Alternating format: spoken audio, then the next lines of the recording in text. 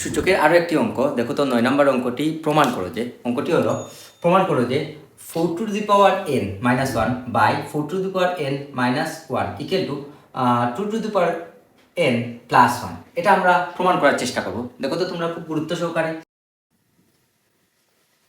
2 to the পাওয়ার, দেখো আমরা 2 to the power n whole square minus 1 whole square, আমরা এই 4কে ভাঙবো, তারপর 2 to the power n minus 1।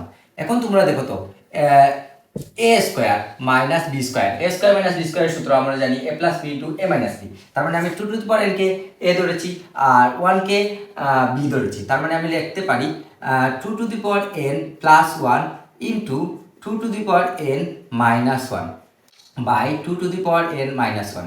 এখন দেখো তো তোমরা 2 to the power n minus 1 2 to the power n minus 1 এটার সাথে এটা মিলে গেছে, এটা কেটে যাবে। তারপর রয়েছে 2 to the power n plus 1। তার মানে আমাদের কাঙ্ক্ষিত রেজাল্ট হয়েছে, এটা প্রমাণ হয়েছে।